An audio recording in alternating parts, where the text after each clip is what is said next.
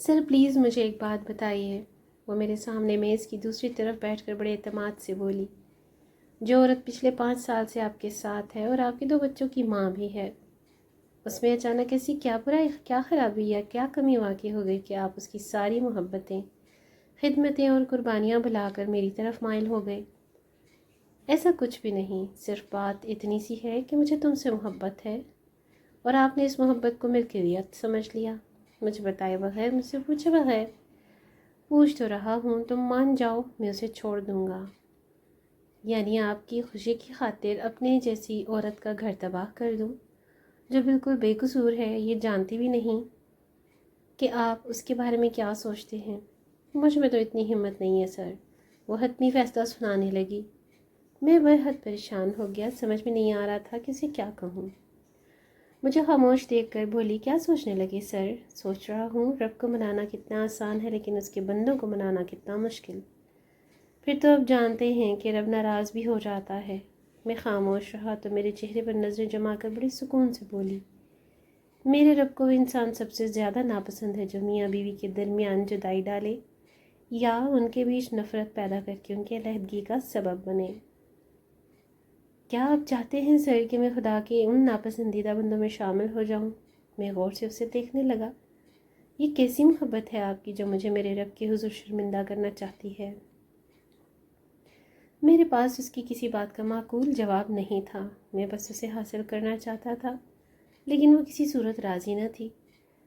کچھ عرصے اسی کشمکش میں گزرا، پھر لاسٹ سیمسٹر ہوئے اور وہ چلی گئی۔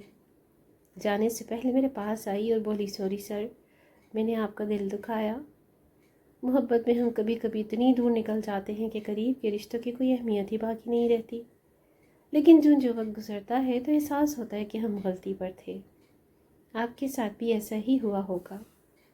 میں چلی جاؤں گی تو آپ بھی نارمل ہو جائیں گے۔ اس کے جانے کے کافی عرصے بعد بے چینی میں گزرا، میں پھر اپنی پوسٹنگ دوسرے شہر کروا لی، ماحول بدلا، زندگی کی مصروفیات بڑھیں تو آہستہ آہستہ اس کی یاد میں کمی آنے لگی۔ آخر وہ وقت بھی آیا کہ وہ ذہن کے پردے سے بالکل محو ہو گئی۔ کافی عرصے بعد ایک تقریب میں نظر آئی، اسے دیکھ کر ماضی یاد آ گیا۔ میں اپنی احمقانہ محبت کی داستان اسے سنا کر زور زور سے ہنستا رہا،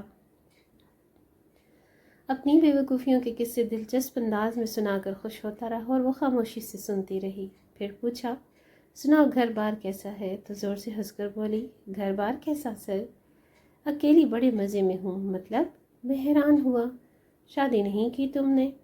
میں نے سرسری انداز میں پوچھا تو چپکی سی مسکراہٹ لیے بولی، کیا کرتی سر؟ آپ کے بعد کوئی اور اچھا ہی نہیں لگا؟ چائے کا کپ میرے ہاتھ میں رسنے لگا، احساس ندامت نے قوت گویائی چھین لی۔ ماضی آہستہ آہستہ زخم کریدنے لگا، جسے بھولے ہوئے مجھے زمانہ گزر گیا۔ وہ آج بھی میری یاد کے ساتھ رہ رہی تھی، الفاظ حلق میں اٹکنے لگے۔ خود کو سنبھال کر بڑی مشکل سے کہہ پایا، مگر تم نے تو کبھی میری بات کا جواب کاٹ کر بڑے کرب سے بولی، جنہیں اللہ کی رضا کی خاطر چھوڑتے ہیں انہیں جذبوں کا احساس نہیں دلایا جاتا، بس لا تعلقی کا گمان ہی کافی ہوتا ہے۔ چائے چھلک کر میرے کپڑے داغدار کر گئی۔